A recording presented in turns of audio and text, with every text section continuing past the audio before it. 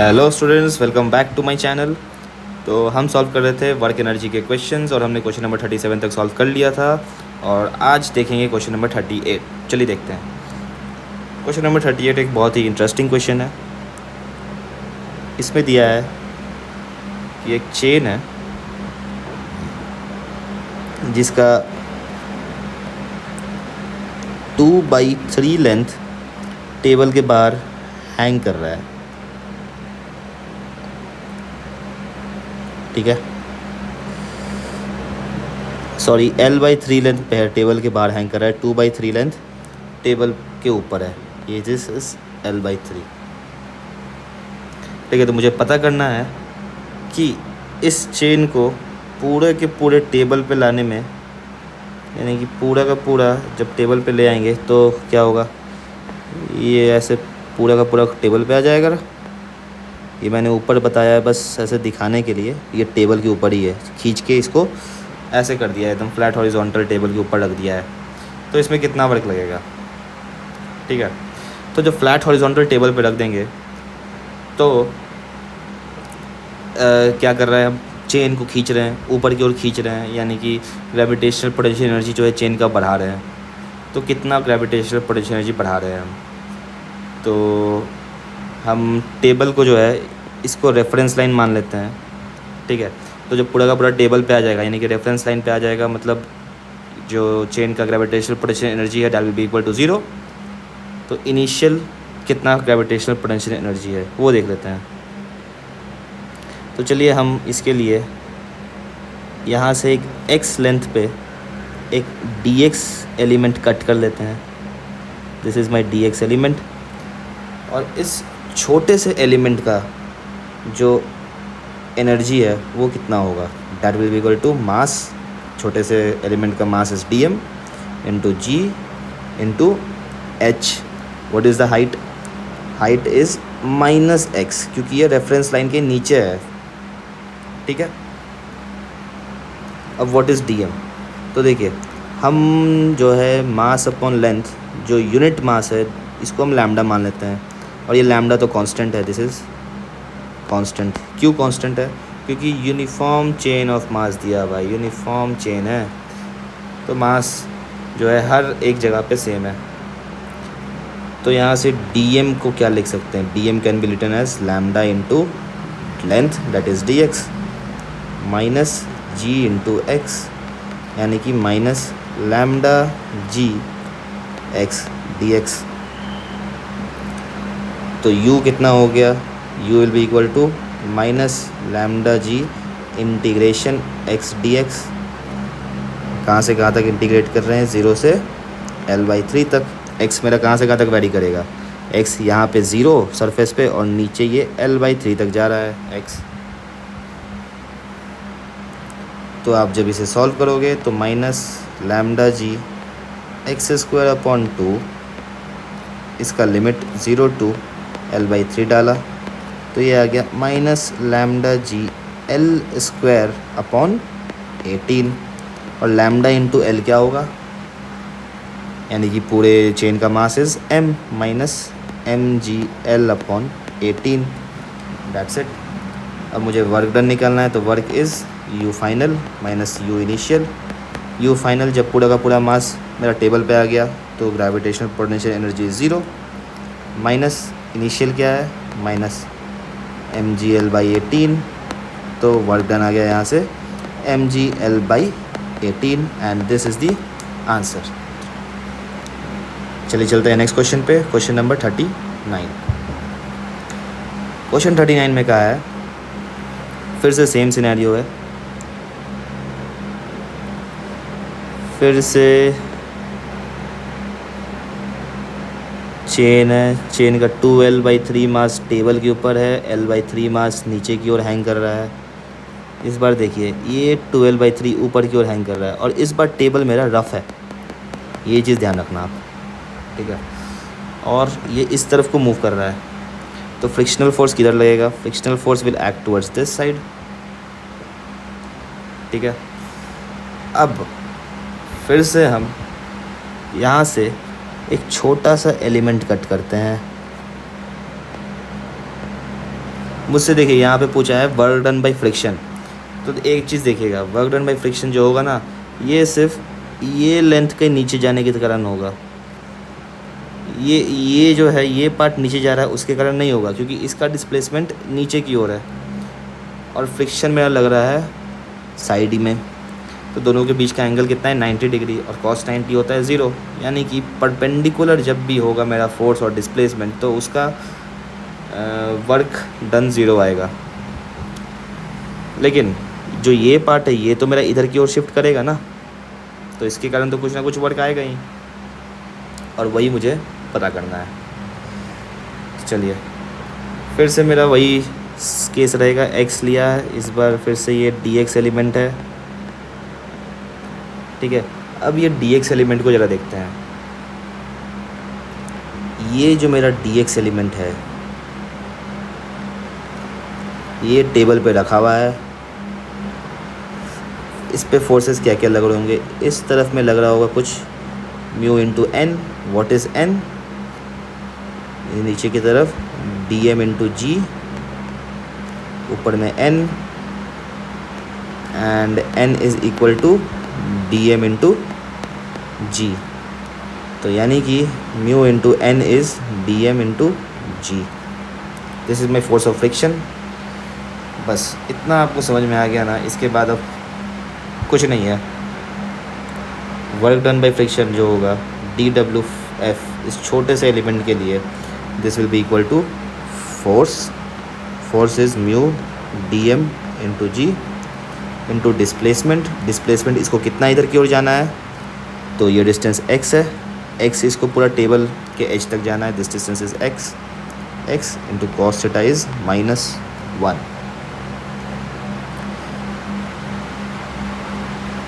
तो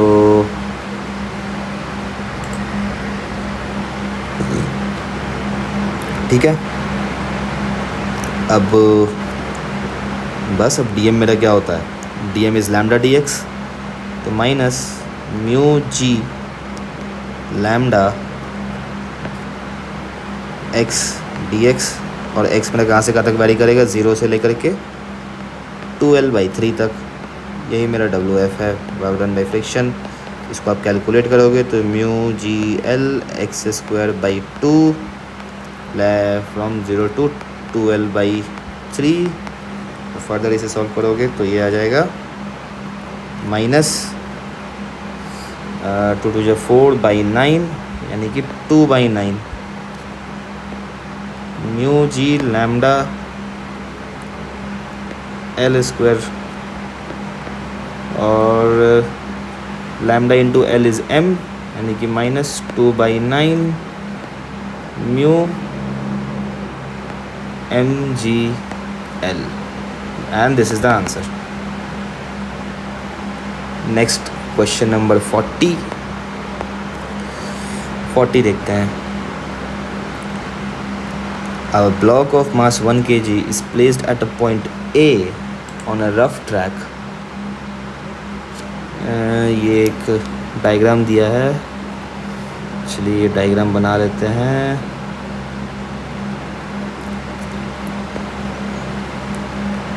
यहाँ पे एक ब्लॉक है, इस सरफेस का हाइट है 1 मीटर और इस सरफेस का हाइट है 0.8 मीटर।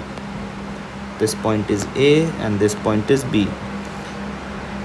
तो ये 1 kg का मास को जब मैंने पुश किया पॉइंट A से, तो ये रफ़ ट्रैक पे गया, जाते जाते फ्रिक्शन एक्ट कर रहा है पीछे की ओर, इसका स्पीड घट रहा है और यहाँ पे आके जो है ये ब्लॉक स्टॉप हो गया, यानी कि रुक गया। ठीक है, this is my initial position and this is my final position. तो मुझे पता करना है कि फ्रिक्शन ने इस पूरे समय पे कितना वर्क किया है इसके ब्लॉक के ऊपर। ठीक है, मुझे पता है work done bye all the forces, और यहाँ पे सिर्फ फ्रिक्शन ही एक्ट कर रहा है, तो work done by friction is equal to U initial minus U final final minus U initial, ये ध्यान रखिएगा, ये फाइनल वाला एफ है और ये फ्रिक्शन वाला एफ है, दोनों एफ अलग अलग है। तो work done by friction is finally मेरा कितना एनर्जी हो गया, this is my reference line. तो फाइनली जो है मेरा ब्लॉक बी पे जाके स्टॉप हो गया है। तो सिर्फ और सिर्फ मेरा ग्रेविटेशनल पोटेंशियल एनर्जी होगा ब्लॉक के पास, that is M G into H 0.8 minus initially हम स्लाइटली पुश किया गया है, क्या लिखा है, स्लाइटली पुश्ड, यानी कि धीरे हल्का सा बस धक्का दिया है, कोई वेलोसिटी नहीं दिया है इसको। फिर से जी पी बस ग्रेविटेशनल पोटेंशियल एनर्जी होगा, यानी कि एम जी एच, यानी कि minus 0.2 into M G, M is 1 kg and gravity कुछ दिया नहीं है तो 9.8 ले लेते हैं। और जब वर्क डन बाई फ्रिक्शन निकालेंगे यहाँ से तो this will come out to be 0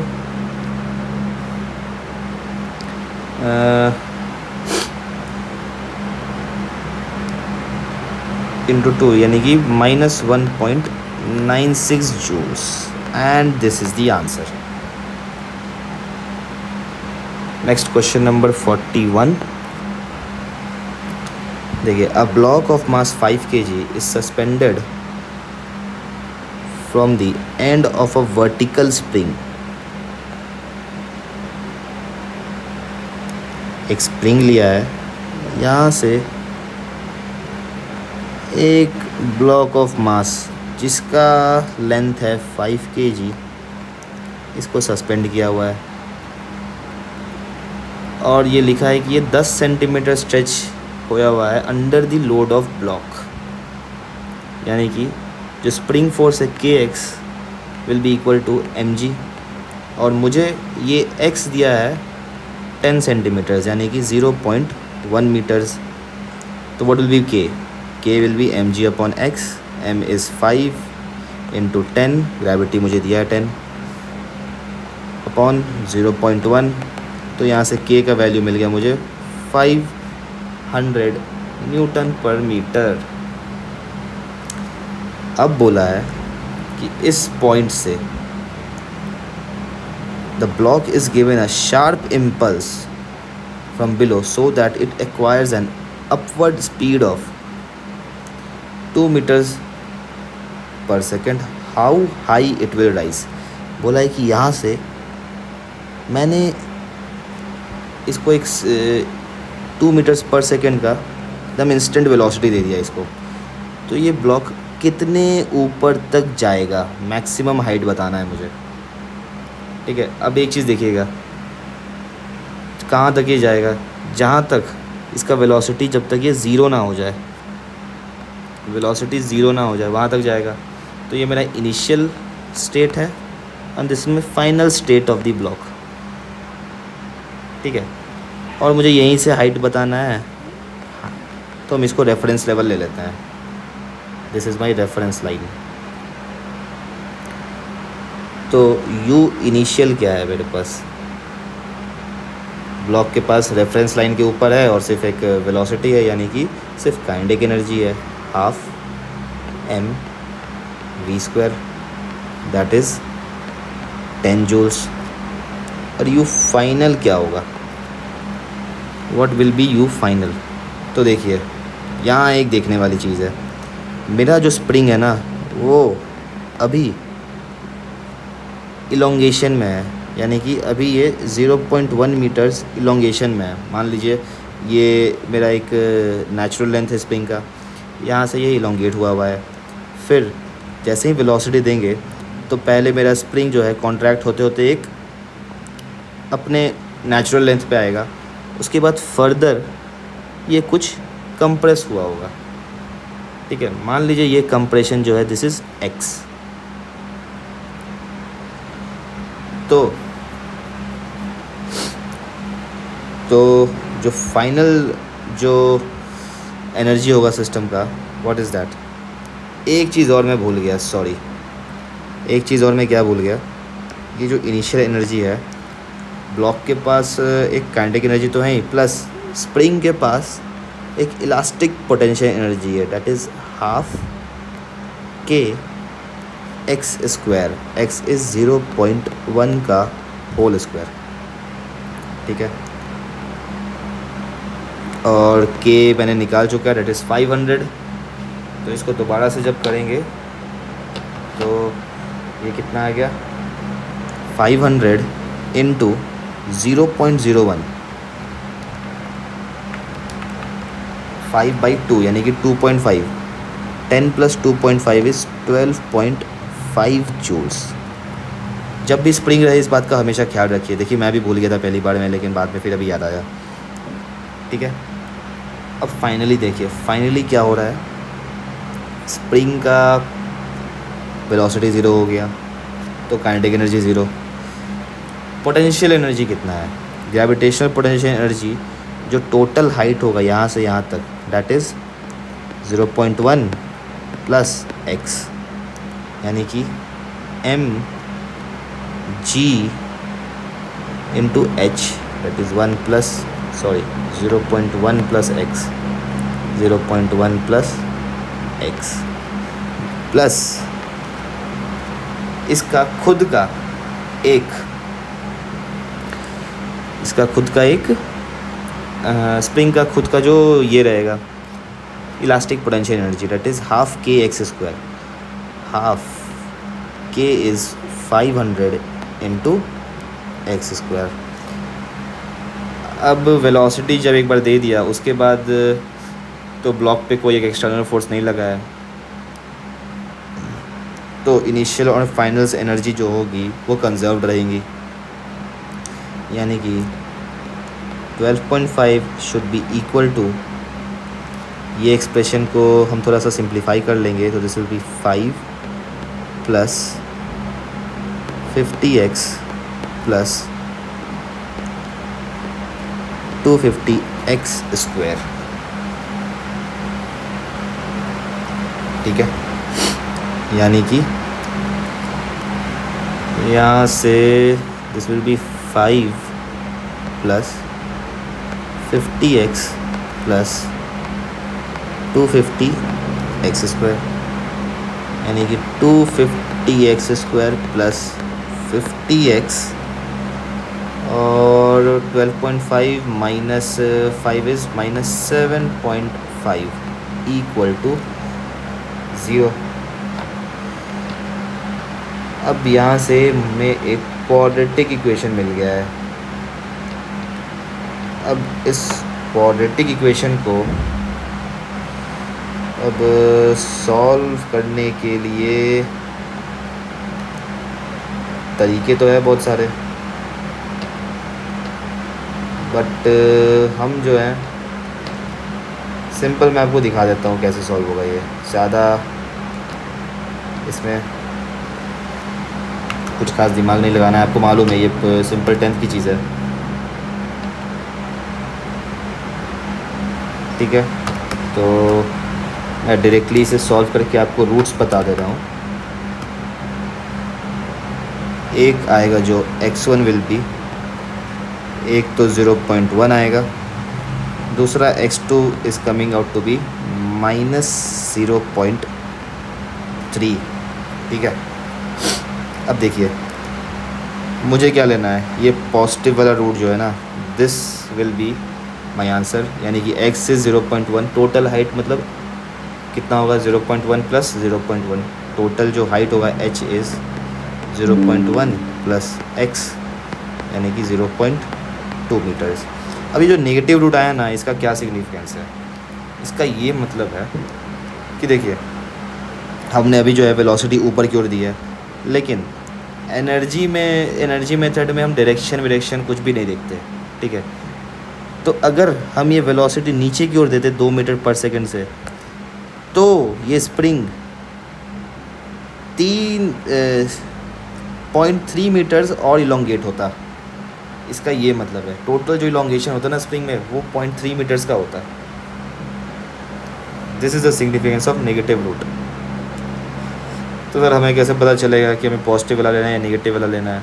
तो हमने देखे पहले से ये मान के चला था, ये पहले नॉर्मल अपने हाइट तक आएगा, उसके बाद फिर एक्स जो है ये कंप्रेस हो रहा है, तो जो पॉजिटिव वाला है